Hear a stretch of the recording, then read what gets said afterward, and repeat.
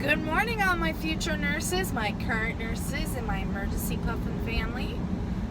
I am on my way to work this morning, but I thought while I was in the car, we might as well have a little story time and talk about the first time and only time that I was ever fired from a nursing job. So, where do I begin? First of all, I want to explain that this has absolutely no reflection on me as a nurse. I was a brand new nurse, had absolutely no idea what I was doing. When you come out of nursing school, a lot of nurses believe that, oh, got it, as soon as I get in there, I know what I'm doing, I'm good. No, you know. So, again, brand new nurse, I got hired into my first ER position. It was in a little small town ER. Didn't have much more than, I'm going to say, I think it was 20 beds. I wasn't really there long enough to know, but I'm going to say it didn't have more than 20 beds. So, as a new ER nurse, in this particular hospital that I worked with, they had a particular program where they would train the ER nurses into that field for about 16 weeks, especially as a new graduate nurse. So I was getting trained in that position.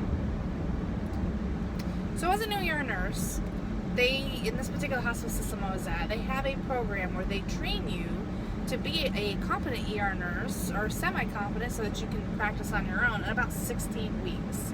This particular hospital, even though it was part of a major hospital system, did not ever hire graduate nurses in the ER ever. So this was their very, very first program. They didn't really know 100% what they were doing. And let me just give you a little background on me. I worked in a nursing education for a particular hospital for 3 years. So I knew the ins and outs of these programs, and I stayed within that hospital system, just a different hospital, during my tenure. So I knew what to expect and knew what was going on because I lived through these programs with graduate nurses for several years. So this program got this information from the major hospitals so that they could implement it into their hospital. Well, even with getting that information and implementing it into their hospital, they still didn't know what they were doing. So to begin with, normally for this particular program, there would be 2 weeks, sometimes 3 or 4 weeks, depending, of classroom didactic learning, meaning you learn the computer system, you learn basic things that you would see in the ER continuously, like Foley catheters, chest tube insertions, blood transfusion, IV sticks, those type of things. Well, we didn't get any of that in this particular hospital. What happened is they would place us in a room that was like -20. Even when you brought a jacket, it didn't matter, it was still frigid. Your hands would freeze, and you couldn't use gloves because you had to type on a computer, and if you used gloves, your typing would be irrelevant. So they would put us in this room with open ducts in the ceilings, and very cold and very moist and musky in there. I think I had brought a little temperature thermometer to test the humidity as well as the temperature. I remember one day the temperature in there was 55 degrees and the humidity was like almost 75%. So again, this was not an ideal situation to be teaching people how to become a nurse. Anyway, so they would put us in a room and put us in front of a computer and give us some scenarios of how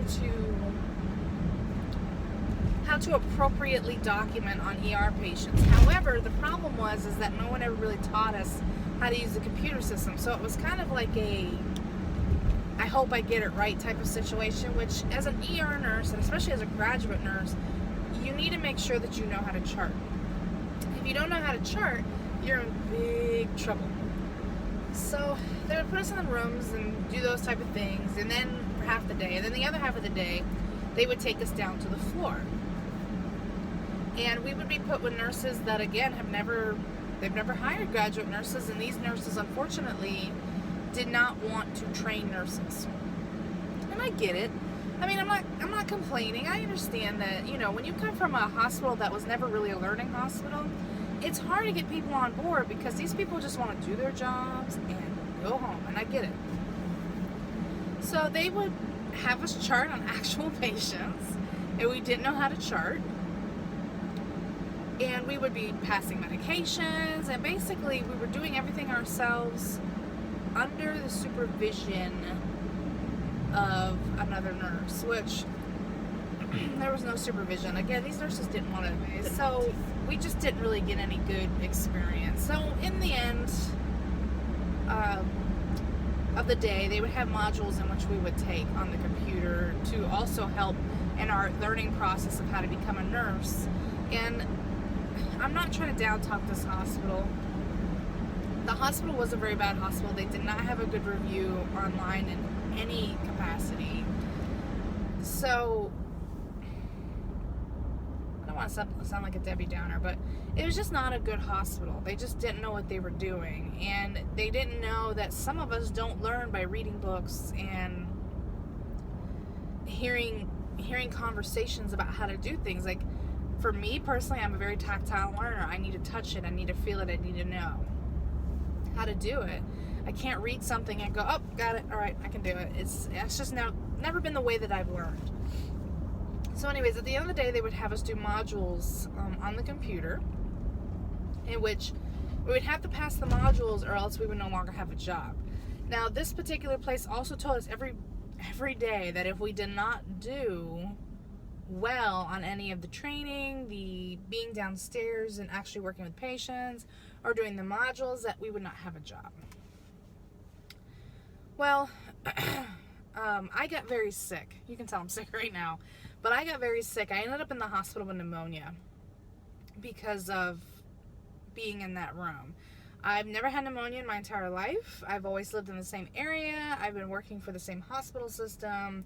I've never had pneumonia. So my feeling and my belief, which is correct, is that I got pneumonia from being in this cold, dark, wet room.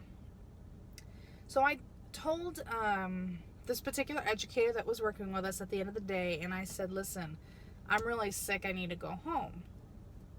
And she agreed, and there was no issue. I went downstairs, I spoke to the charge nurse downstairs and explained to them, listen, I'm not feeling well, I'm pretty sure I've got some kind of bronchitis or something, ended up being pneumonia, but I said I need to go home.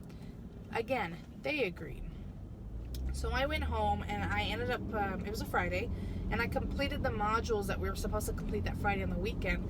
Now keep in mind, they were going to keep us there until 9 o'clock or 10 o'clock that night doing modules because they wanted us to do modules while we were there. Which is absolutely ridiculous when you start your day at 7 o'clock in the morning and they want you to stay until 9, 10 o'clock on a Friday. Anyway, so I went home, I did my modules, I got a head start on everything. I just really wanted to get this over with. And I came back on Monday. Still had pneumonia, but I was on antibiotics and different medications to help with that, a steroid, etc., etc. Anyway, so I came back that Monday, and I was getting an attitude from the training person.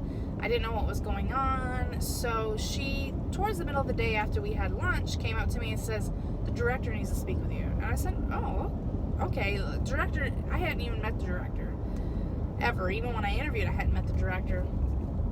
And she said, nope, the director wants to speak with you. And I said, okay, am I in trouble? What's going on? And she gave me an attitude back, and she says, what are we, in high school? So that's kind of when I knew that something was going on. So I went in and spoke with this director, and he basically sat me down and said, you left early and didn't tell anybody.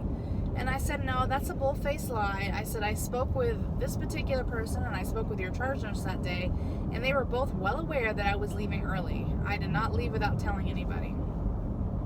And he says, well, I'm going to believe my staff over you. You left early. You're not supposed to leave early. You're supposed to be there until 9, 10 o'clock that night, and because you left early, we're going to have to let you go. Now, as a new nurse, I was absolutely devastated. Because number one, I've never been fired from a job, ever. I always show up, I always do what I'm supposed to do, and I do my job well, and then I get out. And this particular place, ran me down emotionally, spiritually, and also my well-being ran me down because I ended up sick with pneumonia. And these people acted like I was an inconvenience for them and that they needed to get rid of me because they didn't want anything to do with me. So as a new nurse, that really hurt my spirit and made me question if I even wanted to be a nurse, because even though I worked in nursing education, this was my first real exposure to being a nurse outside of, teaching people how to be a nurse. And, for probably about a week, I sat back and I questioned and I said, is this really what I want to be doing? I don't think I want to do this. These people were so rude, so mean, kind of targeted me because I had worked in education and they had known me. And they knew I knew how the process went, but they couldn't figure it out. And, I think there was about 8 of us hired. And I think only 2 people are actually still there because they ended up firing people as that training went along. But anyways, I got back up. As you can see, I'm still an emergency room nurse. I just went to another hospital within the same hospital system that was way better. And I continued becoming a nurse, and I continued to do what I love to do. But, the end-all, be-all of this story is life is going to throw you curveballs. And you kind of have to get back up and deal with it. And especially in nursing, you're going to come across preceptors and people that just don't want you there. They're an inconvenience. You're an inconvenience to them. They don't want anything to do with you. And that's okay, because you're not there for them. You're there for the patients. And there's plenty of people for you to ask. Specifically, if that staff does not want anything to do with you, you can always go to your charge nurse or you can go to management. But again, I've only encountered it in this one job. My suggestion is to follow your heart. And if this is really something you want to do and you perchance get fired from a position, it's okay. It's not the end of the world. You're going to find something else. If you by chance apply for the ER and the ER just doesn't feel like you're a right fit at that particular time, get a med-surg job, get PCU, get something. Start your life out, because just because they say no now does not mean that they're going to say no later when you have more experience. People, like I said, people are going to throw stones at you and people are going to do what they will to you, but it's really you as a person. And especially as an ER, you have to be very adaptable and very reliable on the one and only person that you need, and that's yourself. Because even in traveling, you're going to find situations where nurses don't want to work with you. They know how much you're getting paid. They are irritated that you're even there. They don't want anything to do with you. Why are you here if you don't know what you're doing? You're going to find that anywhere you go. And unfortunately, it's just the culture that we're in. But, pick yourself up. Do what you need to do. Move on in life. It's, unfortunately, life isn't going to be easy. But if you have a positive attitude and you have the drive to want to do this field, then I say go for it and don't let anybody hold you back. But that's my 2 cents on the situation. That was the first time I ever got fired by a hospital for no issue on myself. But first and only time I got fired from a hospital. But next story time, I'm going to tell you the first time I got fired from a patient, and I was still a graduate nurse. So we'll talk about that next time. If you have any questions or if you want to hear any stories, I have a ton of them. We're going to be doing this weekly. Feel free to leave a comment down below. Like this page if you want. Subscribe. Let me know how well I'm doing. Or not. That's up to you. I know that there's some people that don't particularly care for me. But until I see you next time, have a wonderful day, Puffin Panda family. Bye.